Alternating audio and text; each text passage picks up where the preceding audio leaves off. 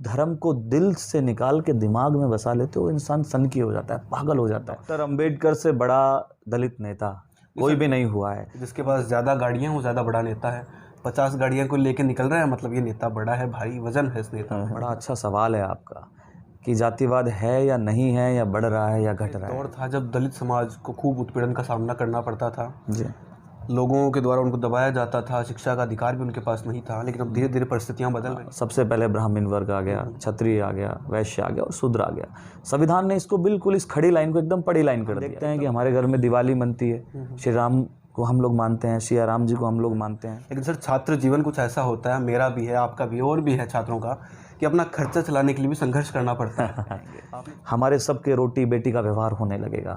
हम सब देखो ना कि मैं तो कहूँगा मैं देश का प्रधानमंत्री बनना चाहता हूँ। क्रांति पसंद, हमें करंट पसंद है, हमें जलवा पसंद है। मतलब सचिन पायलट भी पसंद है? हाँ, ऐसी बात नहीं है। अशोक गहलोत, सचिन पायलट साहब, गहलोत साहब, सचिन पायलट साहब, देखो आप वहाँ मत फंसाओ। ये तो मैं रितेश पारिक स्वागत करता हूँ आप सभी का द उड़ान साथ साथ में। आज की खास मुलाकात विनोद जी जाखड़ के साथ। विनोद जी जाखड़ जिन्होंने छात्र राजनीति से अपने राजनीतिक करियर की शुरुआत की। सबसे पहले 2014 में राजस्थान कॉलेज के ये अध्यक्ष बने। उसके बाद लगातार मेहनत की, संघर्ष किया और फिर 2018-19 में ये अध्यक्ष बने राजस्थान विश्वविद्यालय, जहाँ का अध्यक्ष बनने का सपना अक्सर जो लोग वहाँ पे आते हैं, वहाँ पे आने के बाद वो सपना अपने आप बनता है, क्योंकि वहाँ का माहौल ही कुछ ऐसा रहता है, राजनीतिक माहौल वहाँ पे देखने को मिलता है। तो आइए मुलाकात करते हैं विनोद जी जाखड़ के साथ, जानते हैं उनके संघर्ष से सफलता की कहानी। नमस्कार सर, स्वागत करता हूँ आपका द उड़ान साथ साथ में। नमस्कार सर, सबसे पहले हम आपका राजनीतिक करियर जो आपने शुरुआत की, राजस्थान विश्वविद्यालय में आप आए, वहाँ पे पढ़े, फिर राजनीति में आप आए, तो आप सबके संघर्ष से सफलता तक की पूरी कहानी हम शॉर्टली जानना चाहेंगे सर। देखिए, मैं राजस्थान कॉलेज में एडमिशन हुआ मेरा 2012 में। तो पढ़ाई करने गए, क्योंकि हम लोग किसान परिवार, गरीब परिवार से आते हैं। तो जयपुर में हम लोग यहाँ रहने आए थे करीब 15 साल 20 साल पहले, जब हम बहुत छोटे थे। पिताजी आ गए रोज़गार की तलाश में, तो हम लोग यहीं जयपुर में बस गए। पास ही में मेरा जयपुर ग्रामीण में मेरा गांव है विराटनगर, तो वहाँ हमने प्राइमरी स्कूल मेरी वहाँ से हुई। फिर उसके बाद हमने यहाँ स्कूल में पढ़ाई की। कॉलेज में जब एडमिशन लिया तो ऐसा कोई मानस नहीं था कि हम लोग राजनीति में आएंगे, या राजनीति जैसी कोई विशेष परिस्थिति भी नहीं थी। और घर का माहौल तो बिल्कुल ही राजनीति के विपरीत था, क्योंकि पिताजी कहीं छोटा मोटा काम करते हैं और घर में माहौल था कि बस पढ़ाई लिखाई करनी और नौकरी लगनी है। तो राजस्थान कॉलेज में एडमिशन लिया, तो वहाँ ये अच्छी बात है कि जब कॉलेज में एडमिशन होता है किसी सरकारी में, तो हमें लगता है कि हम एक अच्छी जगह स्टैंड कर रहे हैं। और बड़ी मुश्किल से कॉलेज में एडमिशन मिलता है, क्योंकि कट ऑफ भी बहुत अच्छी जाती है वहाँ। तो एडमिशन मिला, तो वहाँ गए, बच्चों के बीच में देखा, और पढ़ाई भी अच्छी होती है, माहौल भी अच्छा था। तो फर्स्ट ईयर तो हमने बिल्कुल ऐसे ही एकदम पढ़ाई में मौज मस्ती में निकाली। पर जब देखा कि गांव दूर दराज से बच्चे जब आते हैं, बड़े परेशान होते हैं।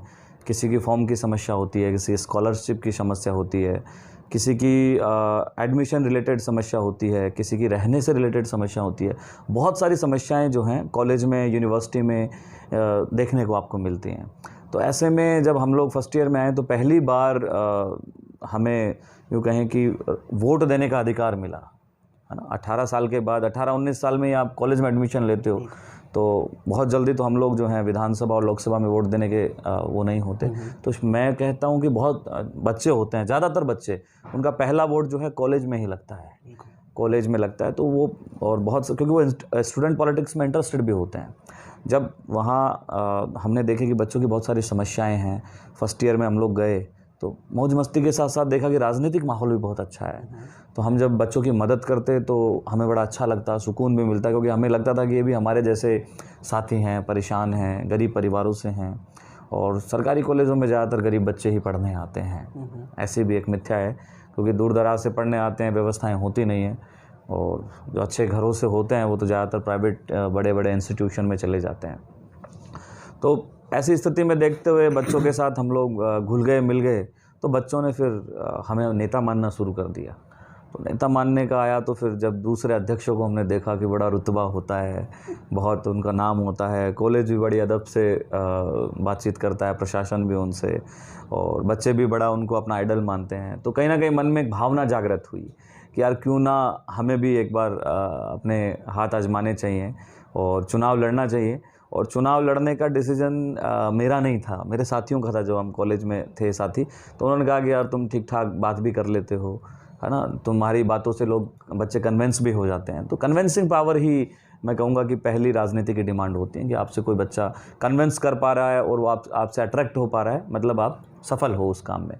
तो मेरे साथियों ने कहा कि चुनाव लड़ते हैं, तो हमने बहुत मेहनत की। परिवार पूरा विपरीत था। मम्मी पापा जी बिल्कुल यूँ कहें कि देहाती सोच के थे।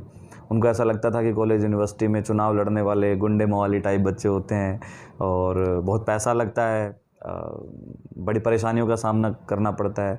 मम्मी का कहना था कि कोई भी मार देगा, पीट देगा, है ना, तुम अभी तो गए हो, इन सब में मत पढ़ो। मेरे फादर बहुत अगेंस्ट थे मेरी पॉलिटिक्स के, क्योंकि फादर का सपना था कि भाई मैं पढ़ने लिखने में ठीक था तो मैं दिल्ली जाऊं और यूपीएससी की तैयारी करूं, आईएएस बनूं, क्योंकि मेरे ताऊजी जो हैं वो आरएस ऑफिसर हैं। तो उनसे पूरा हमारा परिवार इंस्पायर है, यूँ कहें परिवार के साथ साथ बाकी गाँव में भी इंस्पायर हैं। तो हम भी उनसे बड़े इंस्पायर थे, तो हम यही सोचते थे कि यार ताऊजी की तरह बनना है। तो उसी सपने के साथ हम लोग गए थे कि मुझे first year second year graduation करनी है और उसके बाद मुझे दिल्ली जाना है। तो बस बच्चों के बीच में आए, फिर सोचा कि भाई चुनाव लड़ना है। तो फैमिली के विपरीत होने के बावजूद भी हम लोग भी बहुत ज़्यादा विपरीत परिस्थितियों में, पैसा वैसा तो कुछ था ही नहीं, घर वालों की अप्रूवल मिल गई, वही बड़ी बात थी हमारे लिए कि भाई ठीक है अब तुम जिद में आ गए तो लड़ लो चुनाव। तो ऐसी स्थिति में हम लोग चुनाव लड़े और यूँ कहें कि राजनीति की पहली सीढ़ी जो होती है वो छात्र जीवन से शुरू होती है। बिल्कुल, और उसमें मैं पहली सीढ़ी पे चढ़ा और मैं चुनाव जीत गया राजस्थान कॉलेज का। 2014-15 में मैं प्रेसिडेंट बना। प्रेसिडेंट बनने के बाद फिर वही होता है कि भाई एक बार आपको जब राजनीति पसंद आ जाए, भा जाए, आपके सपने एक कायनात, हाँ मतलब एक कायनात तय करती है कि आप किस दिशा में जाएंगे, एक डेस्टिनी होती है लाइफ की। तो जैसे ही मैं राजस्थान कॉलेज का चुनाव जीता तो मेरे अंदर एक अंदर से कॉन्फिडेंस आ गया कि बाकी सब लोग कर सकते हैं तो हम क्यों नहीं कर सकते। और हमने तो एक छोटी सी कहेंगे कि एक तालाब या नदी पार की थी, सामने समुद्र था। राजस्थान विश्वविद्यालय समुद्र होता है, क्योंकि आप देखिए राजस्थान विश्वविद्यालय के अध्यक्ष हैं, यहाँ से कोई चुनाव लड़े हुए भी आज विधायक भी हैं, एमएलए मिनिस्टर्स भी हैं, मेंबर ऑफ पार्लियामेंट भी हैं। तो मतलब हर सेक्टर में, और नहीं है तो बहुत अच्छे वकील हैं या बिजनेस में एक अच्छे टॉप मुकाम पे हैं। क्योंकि आपको राजस्थान विश्वविद्यालय या किसी अन्य विश्वविद्यालय की पॉलिटिक्स केवल राजनीति नहीं सिखाती है, आपको हर चीज़ सिखाती है, आपको हर तरीका, बोलने का तरीका, आपको गट्स, यूँ कहें कि बिज़नेस सेक्टर्स में ले लो, अच्छा वक्ता बनाती है, अच्छे वकील बनाती हैं। बहुत बड़े बड़े वकील राजस्थान विश्वविद्यालय से हैं। राजस्थान यूनिवर्सिटी से बहुत सारे जुडिशरी में 5 ईयर लॉ, 3 ईयर लॉ से बहुत सारे बच्चे आप जाओगे देखोगे तो कोई जज बन गया, कोई क्या। तो मतलब राजनीति ही नहीं, सब कुछ सिखाती है राजस्थान विश्वविद्यालय। तो अब समुद्र का सपना देख लिया कि भाई राजनीति में आना है, और राजस्थान यूनिवर्सिटी का फिर हमने चुनाव लड़ा, बहुत स्ट्रगल किया। पार्टी को भी विश्वास जमाने में थोड़ा वक्त लगा, पर पार्टी विश्वास नहीं कर पाई। फिर चुनाव लड़ा इंडिपेंडेंट, फिर राजस्थान यूनिवर्सिटी का मैं 2018 में अध्यक्ष बन गया। सर आपने कहा कि वहाँ पे आप आए, फिर मानस बना चुनाव लड़ने का, आपने चुनाव लड़ा। लेकिन सर छात्र जीवन कुछ ऐसा होता है, मेरा भी है, आपका भी, और भी है छात्रों का, कि अपना खर्चा चलाने के लिए भी संघर्ष करना पड़ता है। आपने चुनाव लड़ा तो यकीनन पैसा तो खूब खर्च करना पड़ा होगा, लेकिन फिर भी आपने कहा कि 2010 से पहले जो चुनाव हुए उसके बाद में सबसे कम पैसे मैंने खर्च किए और सबसे ज़्यादा वोट मैंने लिए। ये कैसे क्या संभव हो पाया, या फिर कहने की बात है हकीकत में ऐसा कुछ हुआ? नहीं, हकीकत है, इसमें दुराई नहीं है।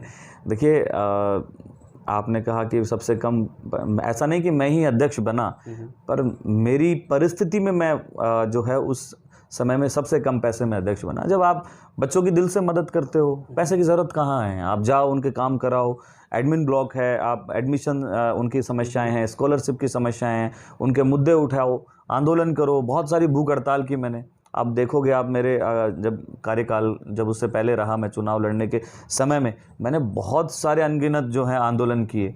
एक महीने में कम से कम मेरे 4 या 5 आंदोलन होते थे, है ना। तो आप छात्रों की आवाज़ उठा रहे हो तो आप वैसे ही वो लोग आपसे बातचीत करेंगे, जुड़ेंगे। हमारे राजस्थान यूनिवर्सिटी में लाइब्रेरी का इशू हुआ, मैंने उस पर भूख हड़ताल शुरू की। इसके अलावा ई रिक्शे की बड़ी डिमांड थी, लाइब्रेरी की बड़ी डिमांड थी हमारे। और जो हमारा एडमिन ब्लॉक है उसमें एक बच्चा अगर कोई आ जाता दूर दराज से तो उसका पूरा दिन लग जाता था काम करने में, 2-2 दिन तक भी काम नहीं होता था। तो हमने उसको ये कहा कि भाई इसको ऑनलाइन करो। फिर माइग्रेशन की समस्याएं उस समय बहुत आई थी, क्योंकि बाहरी 3-4 यूनिवर्सिटियां जो है नई बनी तो बच्चे माइग्रेशन लेने आए। तो ऐसी बहुत सारी समस्याएं थी, तो हमने मेहनत की। तो बच्चा आपको ये नहीं देखता कि आप किस जाति के हो, किस धर्म के हो, आपके पास पैसा है नहीं है, आप अच्छे कपड़े पहनते हो नहीं पहनते हो, आपके पास गाड़ी कौन सी है, बच्चा ये नहीं देखता है। बच्चा ये देखता है कि आप उसको जब ज़रूरत थी आप उसके साथ खड़े थे या नहीं खड़े थे। तो मैं उनके साथ खड़ा था, मुझे वोट दिया, इसमें पैसे कोई बात है ही नहीं। बच्चों को क्या ज़रूरत होती है, वो अपने घर से वोट देने आते हैं, पैसों की ज़रूरत कहाँ है। हाँ, ऐसा नहीं है कि थोड़े बहुत संसाधनों की ज़रूरत है, आप आते भी हो, आपके साथ बच्चे भी रहते हैं, खाना भी खाते हैं, चाय भी पीते हैं, ठीक है, बैनर पोस्टर भी होते हैं, तो ये जायज़ खर्चा है। फिजूल खर्ची तो आप कितनी कर लो, पर जायज़ खर्चा तो वो मेरा लगा। पर ये मैं कहूँगा कि मैं बहुत सबसे ज़्यादा वोटों से मैं नहीं जीता, मेरे से भी ज़्यादा वोटों से चुनाव जीते हैं, पर मैं बहुत अच्छे मार्जिन से चुनाव जीता और बहुत कम पैसे में चुनाव जीता। सर, वर्तमान में हम देखते हैं कि धनबल का प्रभाव धीरे धीरे बढ़ता जा रहा है। छात्र राजनीति में स्पेशली ऐसा देखने में मिलता है कि जिसके पास ज़्यादा गाड़ियाँ वो ज़्यादा बड़ा नेता है। 50 गाड़ियाँ को लेके निकल रहा है, मतलब ये नेता बड़ा है, भारी वजन है इस नेता में। तो वर्तमान में धीरे धीरे बढ़ता जा रहा है ये चलन। तो इस बढ़ते पैसे धनबल के प्रचलन के बारे में आप क्या कहेंगे? क्या छात्र राजनीति के लिए एक स्वस्थ परंपरा है? नहीं, ये बिल्कुल स्वस्थ परंपरा नहीं है। छात्रों की सेवा वही छात्र करेगा जो उनकी भावनाओं को समझता है ना। एसी की गाड़ी या गाड़ियों के काफ़िले में आप चलते हो तो आपको उनकी भावनाएं समझ में नहीं आएंगी कि धूप में एक बच्चा कैसे एक माइग्रेशन लेने के लिए परेशान हो रहा है, कैसे एक धूप में बच्चा 4 घंटे 5 घंटे बैठा हुआ है और उसको उसकी डिग्री नहीं मिल पा रही है ना। स्कॉलरशिप की समस्या है, वो गरीब परिवार से है, पढ़ने में अच्छा था, बड़ी यूनिवर्सिटी में एडमिशन हो गया और वो जयपुर में रह रहा है या कोई अन्य हेडक्वार्टर पे रह रहा है, तो सिर्फ अपनी स्कॉलरशिप के बेसिस पे है। तो ऐसे में बच्चा कुछ वक्त के लिए अट्रैक्ट ज़रूरी हो सकता है, पर उसको जब चुनने की बारी आएगी तो वो उसको चुनेगा जिसने उसका साथ दिया। और ये जो पैसे की राजनीति है या फिर यूँ कहें कि धनबल की राजनीति है, ये स्वच्छ नहीं है, बिल्कुल गलत परंपरा है। उस छात्र को आप अपना नेतृत्व दो, उसको अध्यक्ष चुनो या अन्य जो भी पद हैं, जिसके भी चुनाव होते हैं छात्र राजनीति में, जिस पे वो आपके साथ खड़ा हो, आपके जैसी बात करता हो, ठीक है, आपका सहयोग करता हो। तो बड़ी बड़ी काफ़िलों, गाड़ियाँ, ये तो भविष्य पड़ा है हर चीज़ के लिए। और ये तो मैं कहूँगा कि इतनी महंगा चुनाव नहीं होना चाहिए। 1500 रुपये हमारी नॉमिनेशन फ़ीस लगती है ना, 1000-1500 रुपये लगती है, इससे ज़्यादा नहीं लगती है। तो इससे बहुत बड़ा, क्योंकि जब ये नॉर्म्स बने तो इतना ही, क्योंकि छात्रों में क्या खर्चा होना है, क्यों किस चीज़ में खर्चा होता है। वैसे अपन देखें तो बहुत करने वाला बहुत कुछ कर सकता है, पर आप सीमित खर्चे में अच्छा चुनाव लड़ोगे तो ये आपके लिए बहुत होगा। और आने वाली जो पीढ़ी होगी, जो राजनीति करना चाहते हैं और कोई गरीब परिवार से हैं, जिनको दुख है कि भाई नहीं यार मैं भी छात्रों की आवाज़ बनना चाहता हूँ, तो आप जो नई हमारी पीढ़ी आएंगी उनके लिए रास्ते बंद कर रहे हो चुनाव को महंगा करके। क्या पता मैं अच्छे परिवार, संपन्न परिवार से हूँ, पर आप बहुत अच्छे संपन्न परिवार से नहीं हैं और आपको भी वो चुनाव लड़ना है, वहाँ राजनीति करनी है, छात्रों की सेवा करनी है, पर आपके पास व्यवस्थाएँ नहीं है और आप उनसे ज़्यादा टैलेंटेड हो, तो फिर आप कैसे करोगे, है ना। तो ये जो परंपराएं हमारे साथी डाल रहे हैं, ये सही परंपराएं नहीं हैं। छात्र राजनीति में तो बिल्कुल एक साधारण सी चुनाव होने चाहिए, ताकत से चुनाव होने चाहिए, पीछे छात्र होने चाहिए, बस मैं यही बात। पर आपने कहा कि ये परंपराएं सही नहीं हैं। आप NSUI के कार्यकर्ता रहे और फिलहाल भी आप NSUI से जुड़े हैं। बिल्कुल, हाँ।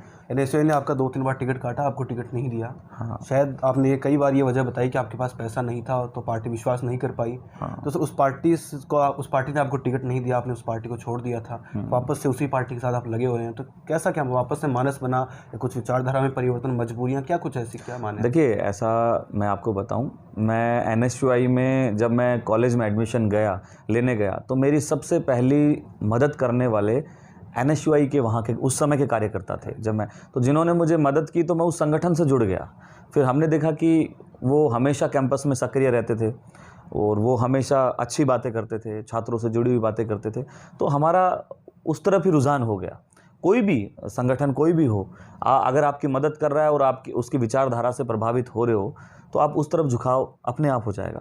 तो मुझे NSUI की, मेरे जैसे बहुत सारे हज़ारों साथी हैं जिनको NSUI की विचारधारा अच्छी लगती है, छात्रों के लिए काम करती है, आंदोलन करती है, तो मैं उनसे जुड़ा। मैं NSUI का यूनिट का प्रेसिडेंट रहा, राजस्थान यूनिवर्सिटी का। मैं पूरा इकाई अध्यक्ष था राजस्थान यूनिवर्सिटी का। तो मैंने बहुत सारे आंदोलन किए NSUI के उसके बैनर तले। पर कारण ये रहा कि मेरे से पहले इतिहास में कोई भी SC का, दलित वर्ग का व्यक्ति टिकट मांगने पार्टी के पास नहीं गया, क्योंकि इस लेवल पे नहीं सोच पाए, क्योंकि ज़्यादातर शेड्यूल कास्ट में यही होता है कि उनको नौकरी लगना है, अच्छी नौकरी में जाना है, यूपीएससी करना है, आरएस बनना है, ठीक है, तो ये सब इंजीनियर बनना है, तो ये सब सारी चीज़ें चलती थी। हम भी उसी चीज़ के साथ गए थे। पर जब ये चीज़ हम लोग देखते हैं कि भाई किस तरीके से ये चीज़ें चलती हैं, तो कहीं ना कहीं मानना पड़ता है कि एनएसयूआई ने मेरा टिकट इसलिए नहीं काटा कि भाई मैं मानता हूँ संगठन की उस समय बहुत सारा संगठन ने मुझे कहा कि हम आपको सहयोग करेंगे, आप चुनाव लड़ो, पर मैं इतनी विपरीत परिस्थिति में था कि उन्होंने जो मुझे कहा मैं वो नहीं कर पाया, है ना। आपको कहें कि भाई आप, जाहिर सी बात है, आप मुझे अगर आप टिकट दोगे तो आप मुझे कहोगे कि कम से कम किस सोर्सेज पे आप चुनाव लड़ोगे, एक बार हमें दिखाओ तो सही। तो आप मेरा वक्तव्य देखना, जब मैंने कभी भी वहाँ रहते एनएसयूआई का विरोध नहीं किया। उस समय एनएसयूआई में जो थे, जो मेरे से लड़ाई लड़ रहे थे बेवजह की, मैंने उनका विरोध किया। मैं जब चुनाव जीत के आया, राजस्थान यूनिवर्सिटी का चुनाव जीता, तो मेरे से मीडिया ने पूछा कि अब आप एनएसयूआई को क्या कहेंगे। मैंने कहा, ये देखो पीछे बैनर भी लगा हुआ है, मैंने आज तक एक कोर्ट बात की थी कि एनएसयूआई मेरे माँ की तरह है और मैं हमेशा एनएसयूआई का कार्य करता हूँ और हमेशा इसका हिस्सा रहूँगा। आप आगे भी चुनाव लड़ने में हैं, बिल्कुल। तो फिर कांग्रेस पार्टी आपके साथ कुछ ऐसा करेगी तो फिर क्या करने में? नहीं, ऐसा नहीं है। देखो, हम लोग काबिल लोग हैं, हमें पार्टी पे भरोसा है। इस पार्टी ने गरीब लोगों को ज़्यादा आगे बढ़ाया। आज भी आप पूरे देश में जाएंगे तो कांग्रेस को गरीब, वंचित, शोषित की पार्टी कहा जाता है कि ये उन लोगों की पार्टी है जो गरीब हैं, शोषित हैं, वंचित हैं, पीड़ित हैं, किसान हैं, मजदूर हैं, महिलाएं हैं, उन लोगों की पार्टी कांग्रेस है। तो हमें पता है कि हम लोग कार्यकर्ता हैं। पार्टी आपका एक एक काम देखती है, आप कितना काम कर रहे हो। पार्टी उस चीज़ को समझती है कि आप कितना काम देख रहे हो, कितना काम कर रहे हो, कितने आप जो है वैचारिक। आज हम लोग जैसे हैं तो कई बार पार्टी की कुछ बातें पसंद नहीं आती, तो कांग्रेस एक ऐसी विचारधारा है जिसमें आप कांग्रेस में रह के, आपको अगर कांग्रेस की कोई बात पसंद नहीं आई तो आप खुल के बोल सकते हो कांग्रेस के सामने। यही कांग्रेस पार्टी की खूबसूरती है। तो मुझे जहाँ तक यकीन है पार्टी हमारे साथ ऐसा नहीं करेगी, क्योंकि हज़ारों हमारे जैसे गरीब परिवारों के लोग आज सूबे के मुख्यमंत्री श्री अशोक गहलोत जी को भी देख सकते हो, जब वहाँ मुख्यमंत्री बन सकते हैं। एक छात्र राजनीति से निकल के, खाद बीज की दुकान लगा के जब कोई व्यक्ति बन सकता है, कोई व्यक्ति कांग्रेस में सीएम बन सकता है, तो हम जैसे कार्यकर्ता भी बन सकते हैं। सर, आप पहले दलित अध्यक्ष बने राजस्थान यूनिवर्सिटी में जी। तो सर उस समय ऐसा आप दलित अध्यक्ष बने तो दलित छात्रों ने कहीं ना कहीं उम्मीद भरी नज़रों से आपको तरफ देखा होगा। बिल्कुल। तो सर क्या दलित छात्रों के लिए कोई नव चेतना का काम आपने किया? देखिए, मैं जब राजस्थान यूनिवर्सिटी का अध्यक्ष बना तो मुझे सभी वर्ग के छात्रों ने बहुत सहयोग किया। और ये तो विशेष बात है कि आप जिस वर्ग से आते हैं, क्योंकि हमारे लिए बड़ा वर्ग संघर्ष रहा है। पुराने समय में ही हमारा बड़ा एक वर्ग संघर्ष रहा है। तो आज जब हम लोग, संविधान जब बना तो संविधान में हमें विशेष अधिकार मिले कि आप आगे आओ, पढ़ाई लिखाई करो। एक विचारधारा बनी कि आप अपना उत्थान केवल और केवल शिक्षा से कर सकते हैं। डॉक्टर अंबेडकर ने कहा कि शिक्षा शेरनी का दूध है, जो पिएगा वो दहाड़ेगा। तो इस दलित वर्ग ने उस चीज़ को एक्सेप्ट किया और हम लोगों ने उसका भरपूर सहयोग लिया, पूरा उपयोग भी किया। हमारे जो उस समय के छात्र, मैं आज़ादी के बाद की बात बता रहा हूँ, तो हर छात्र जो है पढ़ने लगा, लिखने लगा। आप कह रहे हो कि भाई गाँव में, ये केवल दलित वर्ग की नहीं है, मैं आदिवासी वर्ग की बात भी करूँगा, इसमें ओबीसी वर्ग की बात भी करूँगा। जनरल में भी बहुत सारे बच्चे हैं जो कहीं ना कहीं आज कई पारिवारिक परिस्थितियों के कारण जो हैं पढ़ाई से वंचित हैं। पर मैं सभी उनसे एक, जैसे मैं अध्यक्ष बना तो उनमें एक जागृति आई। राजनीति एक बड़ा पहलू होता है, किसी भी जागृत समाज का एक बड़ा राजनीतिक पहलू होता है, क्योंकि कानून यहाँ से बनते हैं, यहाँ से योजनाएं बनती हैं, ठीक है, पॉलिसीज़ यहाँ से निकलती हैं। तो मैं जब राजस्थान यूनिवर्सिटी का अध्यक्ष बना तो एक जो हमारा वर्ग था, दलित कम्युनिटी, आज तक नहीं हुआ, वो मैंने कर दिया। तो लोगों में एक भावना आ गई कि नहीं, हम भी बन सकते हैं, यूनिवर्सिटी का अध्यक्ष भी बनते हैं। मेरे बाद एक और एससी की प्रेसिडेंट बनी, तो हाँ बनी, पूजा बनी, मेरे बाद अध्यक्ष बनी, ठीक है। तो एक भावना आ गई। उस समय बहुत सारे बच्चे जो थे अलग अलग कॉलेजेस में बहुत सारे चुनाव जीतते आए, आज भी जीत रहे हैं। तो उसमें ये नहीं कि केवल वो दलित ही उनको वोट करते हैं, ऐसा तो है नहीं। उसमें पूरा कॉलेज, यूनिवर्सिटी साथ मिलकर उनको वोट करता है। तो मैं जो गाँव में बच्चे हैं, ये कहीं ना कहीं अगर पिछड़े हैं तो उसके दो कारण हैं। एक है कि शिक्षा का जो है प्रचार प्रसार में कहीं ना कहीं कमी है, और दूसरा उनकी कुछ पारिवारिक परिस्थितियां हो सकती हैं। तो पर आज सरकार जो है बहुत सारी योजनाएं लेके आ रही हैं। वैसे शिक्षा का अधिकार हम लोगों को मिला है, पढ़ने का अधिकार भी है, सरकार भी पूरा सहयोग कर रही है, स्कॉलरशिप देती है। और कुछ बच्चे जो हैं कि वो नादानी में गलतियां कर बैठते हैं, ठीक है, वो शिक्षा से वंचित रह जाते हैं। तो मैं तो यही एक संदेश दूंगा कि शिक्षा ही सब कुछ है। आप शिक्षा अगर आप ग्रहण करते हो, आप शिक्षित बनते हो, तो सारे जितने भी जीवन के द्वंद्व फन दुख तकलीफ हैं आप दूर कर सकते हो। क्योंकि हम वर्तमान समय में जो हम लोग लड़ाई लड़ रहे हैं, कांग्रेस जो लड़ाई लड़ रही है, हम लोग जो लड़ाई लड़ रहे हैं, दलित वंचित शोषित वर्ग जो लड़ाई लड़ रहा है, वो सिर्फ और सिर्फ कलम और किताब को बचाने की लड़ाई है।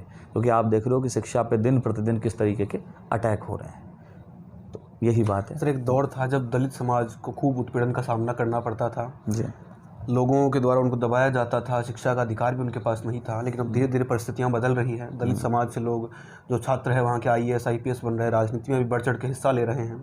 लेकिन सर मैं एक राजनीतिक तौर से आपसे पूछूं तो सर क्या लगता है कि जातिवाद जो है दिन ब दिन बढ़ता जा रहा है या राजनीति में कम होता जा रहा है? क्योंकि 21वीं सदी में हम आज हैं, तो वहाँ पर जातिवाद का शायद मेरे हिसाब से जगह कोई जातिवाद की होनी नहीं चाहिए। लेकिन आप क्या मानते हैं कि जातिवाद दिन ब दिन बढ़ता जा रहा है राजनीति में या कम हो रहा है? क्या मानते हैं? देखिए, सबसे बड़ा अच्छा सवाल है आपका कि जातिवाद है या नहीं है, या बढ़ रहा है या घट रहा है। संविधान ने सबको बराबरी का अधिकार दिया, इसमें कोई बड़ा छोटा नहीं है, है ना, कुछ ऊंच नीच नहीं है। आप एक समतल एक ये वर्ग थे पहले, है ना, सबसे पहले ब्राह्मण वर्ग आ गया, क्षत्रिय आ गया, वैश्य आ गया और शूद्र आ गया। संविधान ने इसको बिल्कुल इस खड़ी लाइन को एकदम पड़ी लाइन कर दिया, एकदम समतल कर दिया कि सब बराबर हैं, इक्वल हैं। महिलाएं जिनको अधिकार नहीं था आज उनको अधिकार है। सारी चीज़ें संविधान ने हमें ताकत दी। पर आप एक बात बताओ, आज 21वीं सदी में हम लोग हैं, आज़ादी का हम लोग अमृत महोत्सव मना रहे हैं, 75 साल हैं। अभी कुछ ही महीने पहले की घटना है, एक बच्चा पानी पीने का उसको, हाँ, मटके वाला, बड़ा जालोर वाला, कितना बड़ा कांड रहा। उसके बहुत सारे पहलू निकले कि नहीं था, मटका नहीं था, नहीं हुआ होगा। ऐसा कुछ नहीं है। जहाँ होता है वो घटना होती है, उसको पता है। उसकी माताजी से हम लोग मिले, उनकी क्या पीड़ा थी, क्या भावना थी, उनको क्या मिला इतना सब कुछ करके? किसी को कुछ नहीं मिलता है, कोई चाहता ही नहीं है कि उसका घर परेशान रहे, है ना।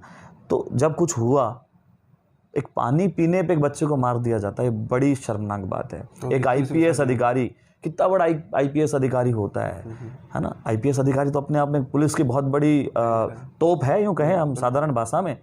तो उसको अपने गांव में जब वो शादी करने गया तो उसको घोड़ी से बैठने में पुलिस प्रोटेक्शन का सहारा लेना पड़ा। ये बड़ी शर्मनाक बात है। कई जगह ऐसे मामले पाए है ना, बहुत सारे मामले हुए हैं, बहुत सारे, कि उनको पुलिस प्रोटेक्शन में घोड़ी पे बैठने दिया जाता है। क्यों? ऐसा क्यों है?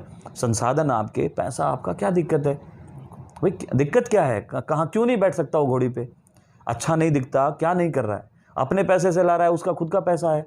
वो घोड़ी लाए, हाथी लाए, उसमें क्या फ़र्क पड़ता है? आपको तो बढ़ चढ़ के सहयोग करना चाहिए। हमारे गाँव का आदमी है ना भाई, घोड़ी से निकल रहा है, उसको तो बढ़िया, वो गाँव में मोरछड़ी होती है, वो करके देनी चाहिए कि बच्चा जा रहा है भाई, बच्ची लाने जा रहा है, ठीक है।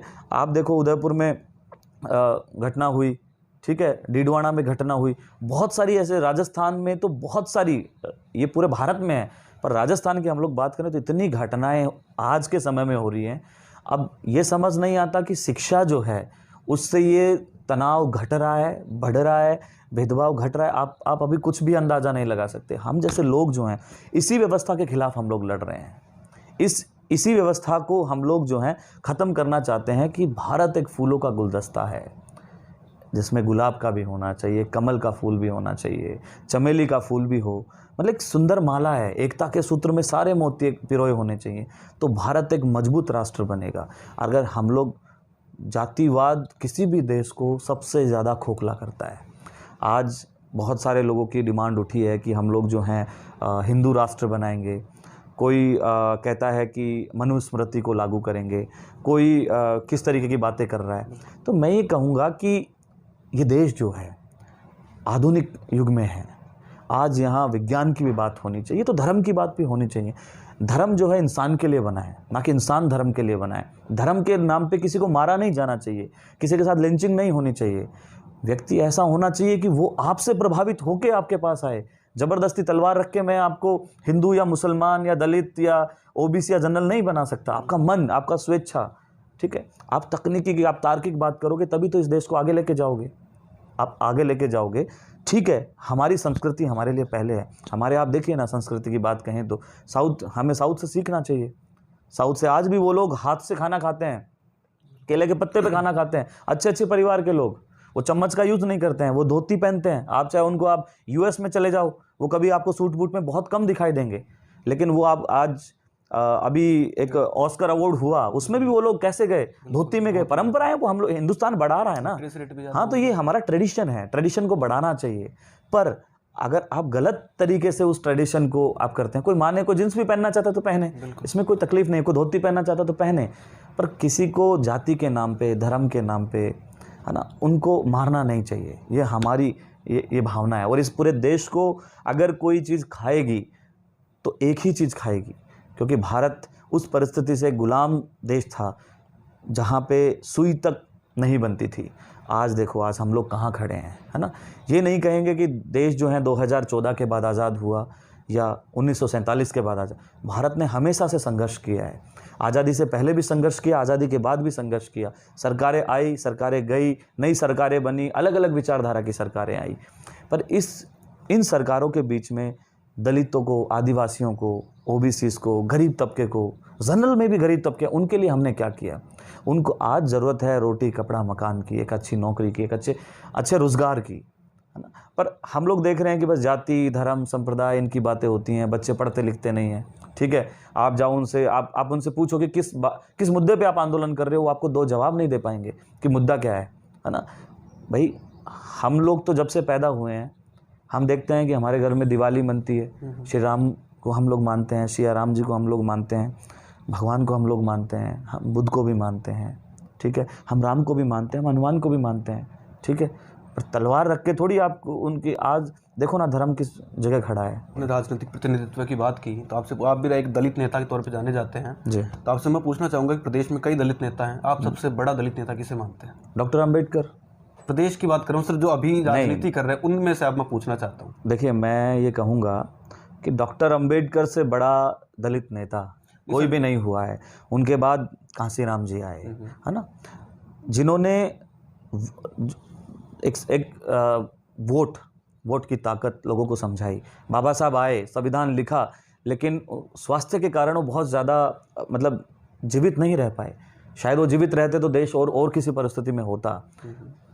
फिर काशीराम जी आए, तो उन्होंने एक बिल्कुल जो बिखरा हुआ समाज था उसको, वोटों को, एक गरीब समाज था, एक तबका था जिसको संविधान ने ताकत दी, उन संवैधानिक ताकतों को जो है ज़मीन पे उतारा। तो मैं अपना आइडल, अपना नेता डॉक्टर अम्बेडकर और काशीराम जी को मानते हैं। सर, आप आइडियल मानते हैं, बहुत बढ़िया बात है, लेकिन मैं प्रदेश की राजनीति में से कोई नेता का नाम आपके मुंह से सुनना चाहता हूं। मैं खुद हूँ प्रदेश में, मैं खुद नेता हूँ। ये पर विधायक हैं, मंत्री भी आपके समाज से आते हैं। नहीं, हमारे समाज में बहुत सारे मंत्री हैं, सब हमारे आइडल हैं, ऐसी बात नहीं है। सब अपनी अपनी, जो ज़्यादा काम कर रहा हो समाज के लिए, सर्व समाज के लिए, कि ये मेरे को अच्छा लगता है। ऐसा कोई विशेष नाम नहीं है, पर मैं ये कहूँगा हर व्यक्ति अपने क्षेत्र में अपने अपने तरीके से जो है काम कर रहा है। कोई वैचारिक काम कर रहा है, कोई राजनीतिक काम कर रहा है, पर काम सब कर रहे हैं।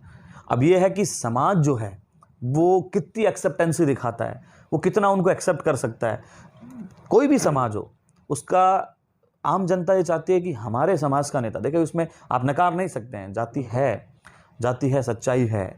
आज आप कुछ बन जाते हो, आप IAS बनते हो, तो ये जाहिर सी बात है कि गांव मोहल्ला आपके स्वागत के लिए आएगा, लेकिन सबसे ज़्यादा आपके समाज के लोग आपको सिराखों पे बैठाने आएंगे कि इसने हमारा नाम रोशन किया। ये सच्चाई है। अभी इन सब चीज़ों को, जाति व्यवस्था को टूटने में थोड़ा वक्त लगेगा, और वक्त तब टूटेगा, ये जो जाति व्यवस्था है तब टूटेगी जब हम सब लोग एक मंच पे आएंगे, हमारे सबके रोटी बेटी का व्यवहार होने लगेगा, हम सब लोग एक दूसरे को बराबरी का, अंदर से आत्मीयता से एक दूसरे को बराबरी का दर्जा देने लगेंगे। तो मैं तो कहूँगा कि भाई हम लोग बाबा साहब अम्बेडकर को अपना आइडल मानते हैं, हमारा नेता मानते हैं। कांग्रेस पार्टी में है, अभी कांग्रेस पार्टी की विचारधारा आप लेके चलते हैं। तो कांग्रेस पार्टी में भी देखें तो उठा पटक सी चल रही है, कहीं ना कहीं गहलोत साहब और पायलट साहब में टकराव की स्थिति बनी हुई है। लेकिन मैंने कई इंटरव्यूज़ किए, उनमें मैं कई नेताओं से मैं सवाल पूछता हूँ कि दोनों में से आपकी पहली पसंद कौन है? तो युवा अधिकतर कहते हैं कि सचिन पायलट हमारी पहली पसंद है, वो खुल के बोलते हैं, कांग्रेस के होने के बावजूद भी कहते हैं। आपसे मैं वही सवाल पूछना चाहता हूँ। पायलट साहब या गहलोत सबसे पहली पसंद आपकी देखिए कौन सी? ये स्पष्ट शब्दों में बिल्कुल बताएं देखिए तो बढ़िया ये सवाल जो है ये बड़ा अलग तरीके का सवाल है। मैं इसका जवाब दूसरे तरीके से देना चाहूँगा कि अशोक गहलोत जी जो हैं उन्होंने छात्र राजनीति से एक संघर्ष किया। हमारे NSUI के वो पहले स्टेट प्रेसिडेंट बने, उसके बाद वो मेंबर ऑफ पार्लियामेंट बने, बड़ा स्ट्रगल किया, एक गरीब परिवार से निकले, ठीक है।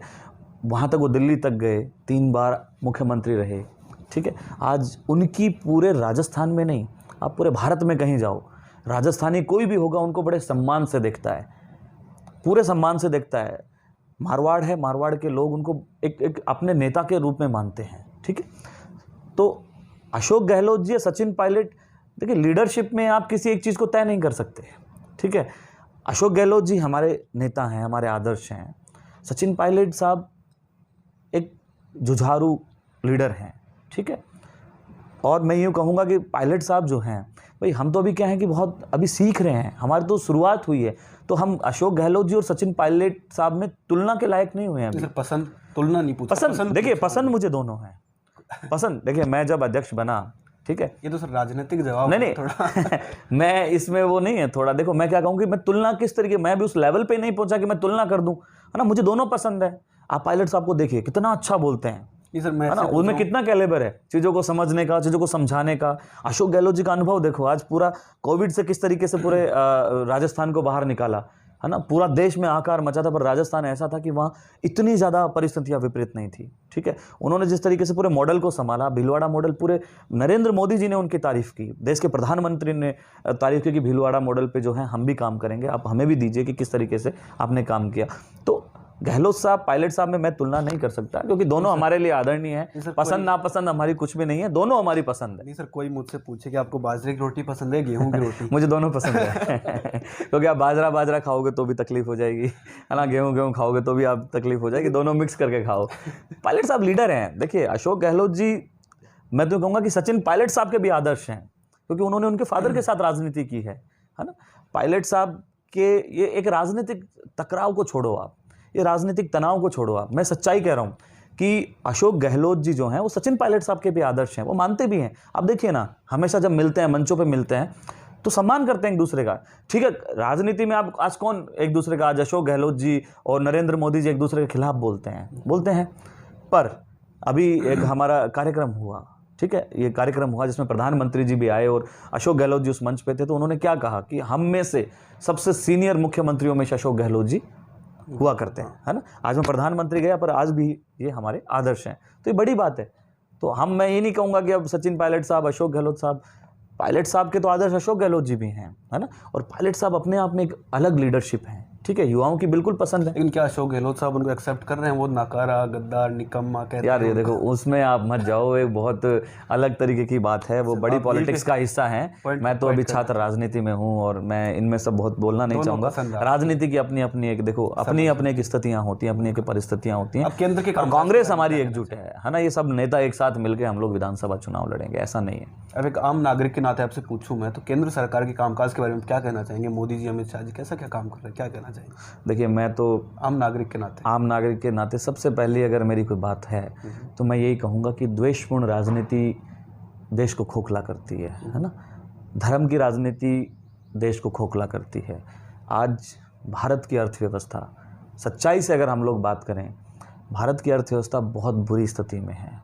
युवा पढ़ने के बजाय, ठीक है, लड़ाई, दंगे, फसाद, ठीक है, इनमें ज़्यादा विश्वास करने लगा है, ठीक है। तार्किक और विज्ञान के युग में आज भी कुछ लोग ऐसे हैं जो अंधविश्वास की तरफ हमारे देश को धकेल रहे हैं, जो कहते हैं कि आंख बंद करके मैं ये कहता हूँ कि मेरी रावण से बात हुई, मेरी राम भगवान से बात हो गई, है ना। ये आप इस देश में, मैं कहता हूँ कि कोई भी धर्म का विरोधी नहीं है, ना कभी कोई धर्म का विरोधी हो सकता। धर्म है तो इंसान है, धर्म एक कानून है, ठीक है, धर्म एक कंट्रोल है, ठीक है, धर्म एक जीवन जीने की स्थिति है, एक सलीका है। पर आप धर्म को दिल से निकाल के दिमाग में बसा लेते हो, इंसान सनकी हो जाता है, पागल हो जाता है। केंद्र सरकार के जो आज आप देखिए जिस तरीके से मीडिया, है ना, आप मुद्दों की कोई बात नहीं करेगी। मीडिया में आप जाओगे, हिंदू मुस्लिम, छोटा नीचा, ऊंचा बड़ा, सब ये सब बातें होती हैं। देश में रोज़गार की कोई बात नहीं है ना। प्रधानमंत्री जी ने बहुत सारे वादे किए, सारे वादे फेल हैं, आपके सामने हैं, हम नहीं, हर आम नागरिक उनकी उस चीज़ को जानता है, उनको पता है, उनके पास बोलने के लिए कुछ है ही नहीं। भाई आप ये बताएंगे वो बोलेंगे क्या? आप पूछ लीजिए किसी भी मेरे साथी से जाके कि आपने आम नागरिक से जाके पूछे कि बीजेपी के कोई अच्छे काम गिनाओ जो उन्होंने किए। वो 2 मिनट सोचेंगे, फिर एक लाइन बोलेंगे कि हमने राम मंदिर बनाया। बिल्कुल आपका सम्मान है, वो कोर्ट का फैसला है, राम ने बना, वो जो कोर्ट का फैसला है उसको सबने माना, सब मानेंगे। भगवान राम की जन्मभूमि में मंदिर बनना चाहिए, कोर्ट ने माना उस चीज़ को, ये वेरीफाइड हुआ तो उसको सबने माना। उसके अलावा मुझे दूसरा काम बता देना क्या करेंगे? मोदी जी ने सब कुछ बेच दिया, प्राइवेटाइजेशन दे दिया, अडानी जी का बड़ा वो मामला चल रहा है, देश में तनाव है, किस तरीके से धर्म की राजनीति नहीं होनी चाहिए, ठीक है, देश को किस तरीके से मजबूत किया जाए, है ना, हमारे नौजवान जो युवा हैं, आज की नई पीढ़ी है मतलब मैं तो ये चाहता हूँ, ये देश, हम हिंदी हैं, वतन हमारा हिंदी, हम ये लोग मानते हैं, पर अब युग जो है वो बदल रहा है, दौर। गांव में पढ़ने वाला बच्चा जब इंग्लिश बोलने लगेगा और जब वो विदेश में जाएगा, देश का नाम रोशन करेगा, ठीक है, नई नई टेक्नोलॉजी देश से विदेश, विदेश से देश आएंगी, ठीक है। आप मैं कहूँगा कि आप मेरा इंटरव्यू ले रहे हो, मैं कहूँगा कि एक दिन आप इस मुकाम पे पहुँचो कि आप प्रेसिडेंट ऑफ अमेरिका का प्रेसिडेंट का आप इंटरव्यू करें, ठीक है, ये बड़े गर्व की बात होती है, ठीक है। पर वर्तमान परिस्थितियों के हिसाब से तो हम लोग कटे हुए हैं, आप अच्छे स्कूलों में पढ़ नहीं रहे हो, राजनीति के कारण आप लोग जो हैं किताबों के साथ, यूँ कहेंगे चैप्टर्स के साथ छेड़छाड़ कर रहे हो। अभी आया कि भाई जो मुगल्स का कोई वो हटा दिया गया, तो यार वो पार्ट हिस्ट्री का रहा है तो आप हटाओगे कैसे? भाई अच्छा बुरा कोई पहलू रहा हो, अच्छे पे भी चर्चा होनी चाहिए और बुरे पे भी चर्चा होनी चाहिए। तो केंद्र सरकार अभी तक युवा संतुष्ट नहीं है, केंद्र सरकार ने केवल दंगे भड़काए हैं, ठीक है, लोगों को भड़काया है जाति के तौर पे, धर्म के तौर पे, और वो चुनाव जीत रही है, और वो उनका जो है ये एक्सपेरिमेंट बहुत सफल भी है, कोई दोहराए की बात नहीं है, इसमें सफल है। सर आपने छात्र राजनीति, अपने राजनीतिक करियर की शुरुआत की, अच्छे वक्ता भी हैं, और शायद मेरे को जहाँ तक देखने में आया ऐसा लग रहा है कि आपने राजनीति को अपना जीवन मान लिया है, जनता के बीच में आप रहते हैं। भविष्य की क्या योजनाएं हैं? भविष्य में अपने आप को आप कहाँ देखते हैं? या कोई विधानसभा क्षेत्र है कि यहाँ से मैं तैयारी कर रहा हूँ? बिल्कुल, देखिए मैं तो ये कहूँगा हर साथी को कि राजनीति हो या कोई और पहलू, सपने सबको देखने चाहिए, और सपने इतने कठोर देखने चाहिए कि आप देखो ना कि मैं तो कहूँगा मैं देश का प्रधानमंत्री बनना चाहता हूँ, क्यों नहीं, एमएलए एमपी तो बनूंगा, बिल्कुल। जब मैं शेर का शिकार लेके चलूँगा तो गिदड़ तो मार के लाऊंगा। विधानसभा क्षेत्र? हाँ, विधानसभा मेरा बगरू है, और मैं बिल्कुल, मेरी कॉन्स्टिट्यूंसी है बगरू, और मैं वहाँ के लोगों की सेवा करता हूँ, उनके बीच में रहता हूँ, और मैं बगरू से ही जो है अपनी विधायकी की दावेदारी पेश करता हूँ। और आप निश्चिंत रहें, जिस दिन हम लोग विधानसभा में जाएंगे, हम लोग बहुत मजबूती से दहाड़ेंगे सरकार के सामने। बिल्कुल उम्मीद रखते हैं, टिकट देगी, नहीं देगी तो संघर्ष करेंगे, आगे पार्टी को समझाएंगे कि हम आपके कार्यकर्ता हैं, हमें दो आप, हम किस तरीके से चुनाव जीत के आए हैं, हम छात्र कॉलेज में रहे, यूनिवर्सिटीज़ में रहे, तो पार्टी कभी नकारती नहीं है। टाइम ज़रूर लग सकता है आपको, पर सक्सेस मिलती है, ये सच्चाई है। तो मैं तो कह रहा हूँ कि मैं विधानसभा में जाऊँगा, लोकसभा में भी जाऊँगा, मंत्री बनूंगा, एमएलए बनूंगा, हमारी शुभकामनाएं। बिल्कुल, हाँ, और कोई बड़ी बात नहीं, देश के प्रधानमंत्री बनेंगे। बिल्कुल, हमारी शुभकामनाएं। छोटा क्यों सोचे, सोचो तो बड़ा सोचो ना, छोटा क्यों सोचना है? बिल्कुल ठीक है। भाई आप कहोगे शर्मा शर्मी क्या यार, मेरा तो काम ही यही है, राजनीति करना है मेरे को, तो मैं छोटा क्यों सोचूंगा, मैं तो बड़ा सोचूंगा ना। अशोक गहलोत जी ने सोचा तो मुख्यमंत्री बने। राजनीतिक लोग अधिकतर साफ जवाब स्पष्ट शब्दों में, मैं कह रहा हूँ, मैं खुद कह रहा हूँ, मेरे को तो मेरी तो पहली इच्छा सदन में जाने की, हाउस में जाके मैं तो बोलना चाहता हूँ जनता के मुद्दे, हर किसी, ऐसा नहीं कोई केवल एक ही वर्ग, सब वर्गों की हम लोग आवाज़ उठाएंगे, जो जायज़ होगी उस बात पे हम लोग बिल्कुल काबिज रहेंगे, हमेशा लड़ेंगे, क्योंकि हम तो क्रांतिकारी लोग हैं, हम तो क्रांतिकारी लोग हैं, हम तो क्रांति पसंद, हमें करंट पसंद है, हमें जलवा पसंद है। मतलब सचिन पायलट भी पसंद है? हाँ, ऐसी बात नहीं है, अशोक गहलोत, सचिन पायलट साहब, सचिन पायलट साहब, देखो आप वहाँ मत फंसाओ, ये तो अपनी ये एक बहुत बड़ा हमारे लेवल से ऊपर की सोच है, हम पहुँचेंगे, पता नहीं कब पहुँचेंगे, अभी तो हमारी शुरुआत हुई, हमारी तो जड़ें निकली हैं, हम तो कौपल हैं उनके आगे, वो तो बड़े वटवृक्ष हैं।